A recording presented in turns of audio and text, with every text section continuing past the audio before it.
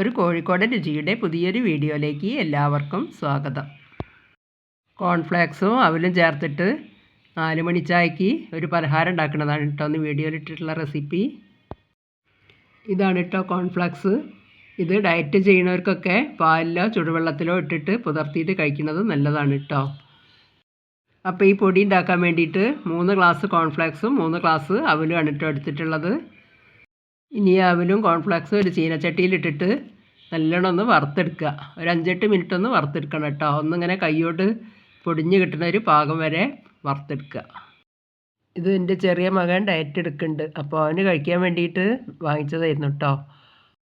ഇത് നെസ്റ്റോന്ന് 2 പാക്കറ്റ് വാങ്ങിച്ചതാണ് കേട്ടോ.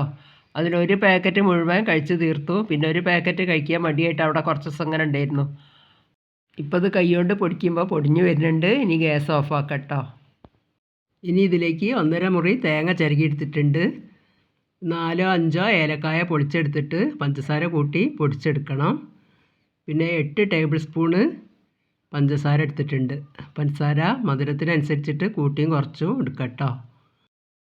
ഇനി ഈ തേങ്ങ ഒരു ചീനച്ചട്ടിയിലേക്ക് ഇട്ടിട്ട് ആ വെള്ളമയൊക്കെ ഒന്ന് ഡ്രൈ ആക്കി എടുക്കണം. ഇപ്പോൾ ഒരു ചീനച്ചട്ടിയിലേക്ക് ഇട്ട് കൊടുത്തിട്ടുണ്ട്. ഒരു മീഡിയം ഫ്ലെയിമിൽ വെച്ചിട്ട് ഒരു 5 മിനിറ്റ് ഇങ്ങനെ ഇളക്കിക്കൊണ്ടിരിക്കുമ്പോഴേക്കും ആ വെള്ളമയൊക്കെ ഒന്ന് ഡ്രൈ ആയി കിട്ടും കേട്ടോ.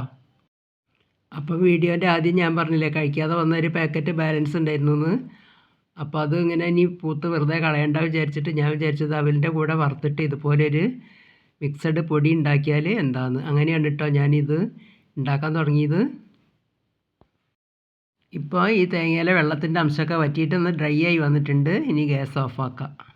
ഇനി ആ വറുത്തെടുത്ത അവലും കോൺഫ്ലേക്സും ചൂടാറി തണുത്തതിന് ശേഷം മിക്സിയുടെ ജാറിലിട്ടിട്ട് ഇതുപോലെ ഒരു തരിതരിപ്പോടൊക്കെയാണ് കേട്ടോ പൊടിച്ചെടുക്കേണ്ടത്.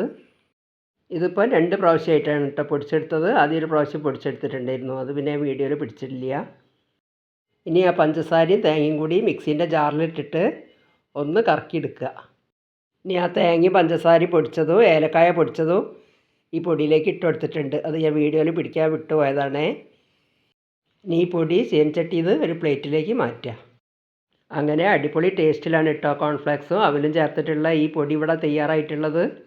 രാവിലത്തെ ചായക്കായാലും വൈകുന്നേരത്തെ ചായക്കായാലും നല്ല ടേസ്റ്റാണ് കേട്ടോ കൂട്ടാനായിട്ട്. ഇത് ഒരു വേറെ രീതിക്ക് ഉണ്ടാക്കാം കേട്ടോ.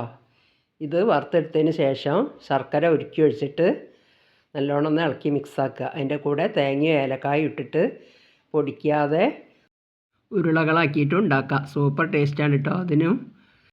അപ്പോൾ ഇന്നത്തെ ചെറിയ വീഡിയോ ഇഷ്ടപ്പെടുകയാണെങ്കിൽ ലൈക്ക്, ഷെയർ, സബ്സ്ക്രൈബ് ഒന്നും ചെയ്യാൻ മറന്നു പോകരുതേ. കമൻറ്റും എഴുതി അറിയിക്കണേ.